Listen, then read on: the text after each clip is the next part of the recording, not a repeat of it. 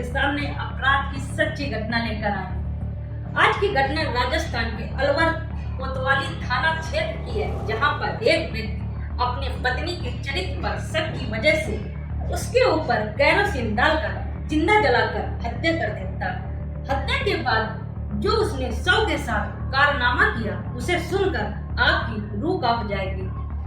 दरअसल आज की घटना 30 अक्टूबर 2016 की है। इस दिन दीपावली का त्योहार था। पटाखों की गूंज पूरे देश में फैली हुई थी। लोग अपने घरों में दिए जला रहे थे। उसी दौरान कोतवाली थाना क्षेत्र के दरोगा राम सिंह गश्त के लिए निकले हुए थे। तभी करीब 11 बजे के लगभग कोतवाली थाना क्षेत्र से उनके पास फोन आया कि साहब, स्कीम 1 पे कबूतर पार्क के पास एक महिला का पैर पड़ा हुआ है।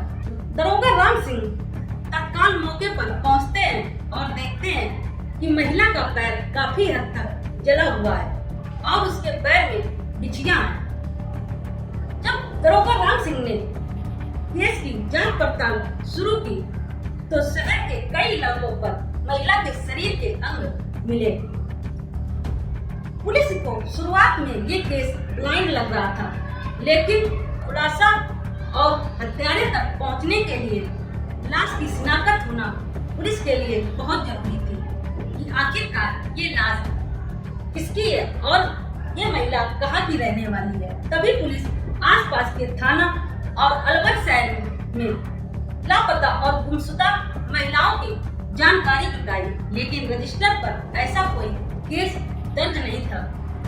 तभी पुलिस ने कई टीमें बनाई और अलवर शहर के संभावित इलाकों पर घर घर जाकर सर्वे किया और 30 से ज्यादा सीसीटीवी की फुटेज निकाले, लेकिन कोई ठोस सबूत नहीं मिल पाया कि आखिरकार ये महिला कहाँ की रहने वाली है। पुलिस की टीम अलवर शहर के सक्का पहाड़ी मोहल्ले पर सर्वे कर रही थी।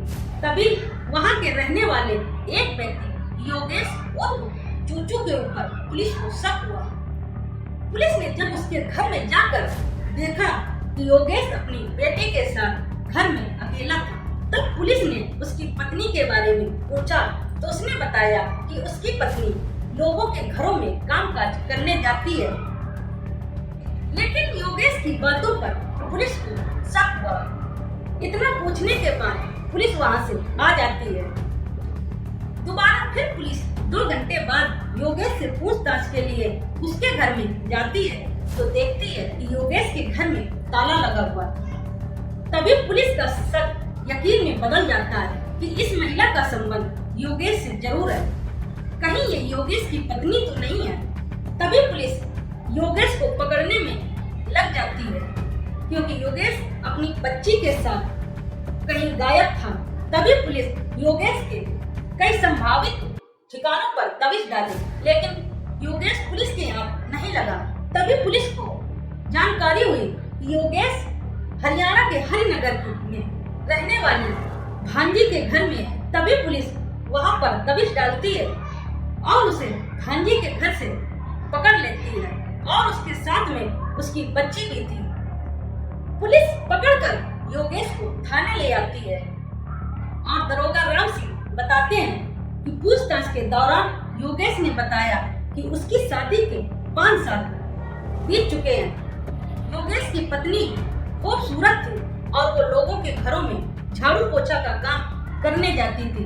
योगेश हलवाई का काम करता था, लोगों के घरों में झाड़ू पोछा का काम करने जाती थी। इसी वजह से योगेश को अपनी पत्नी के चरित्र पर शक था।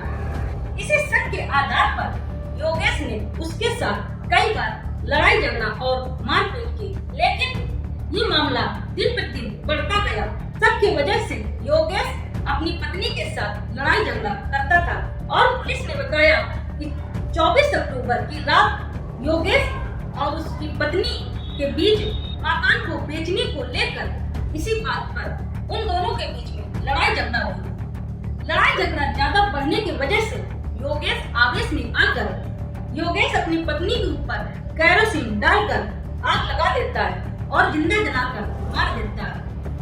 मारने के बाद उसके शव को ठिकाने में लगाने के लिए वो मार्केट जाता है और वहां से मांस काटने वाली 2 चाकू और एक आरी साथ में कई पॉलीथीन लेकर आता है। फिर फूल के छोटे छोटे टुकड़े करना शुरू कर देता है और लगभग 35 टुकड़े करता है। टुकड़ों को पॉलीथीन में भरकर फ्रिज में लगा देता है ताकि शव से बदबू न आए। और जैसे ही योगेश को मौका मिलता वो अपनी स्कूटर में शव को ले जाकर शहर से 5 किलोमीटर दूर कई इलाकों पर उसने शरीर के अंगों को फेंक दिया ताकि पुलिस को और लोगों को उसके ऊपर शक न हो। इस तरह बयान पर पुलिस योगेश के घर में जांच पड़ताल करती है तो उसके घर से 2 चाकू और एक आरी और खून से सने हुए कपड़े बरामद करती है। पूरा बयान लेने के बाद पुलिस योगेश को जेल भेज देती है, जहां पर 2020 में कई सबूतों और 4 साल की बेटी की गवाही पर अपर न्यायालय के न्यायाधीश संदीप सिंह 77 पेज का फैसला सुनाते हुए उम्र कैद की सजा सुनाती है और साथ में 30,000 का जुर्माना लगाया। आज की घटना में किस तरह एक शक की वजह से पति पत्नी के पवित्र रिश्ते को खत्म कर दिया। कहते हैं कि शक का कीड़ा अगर एक बार इंसान के दिमाग में बैठ जाए तो इसका कोई इलाज नहीं है। बीमारी का इलाज है लेकिन शक का कोई इलाज नहीं है।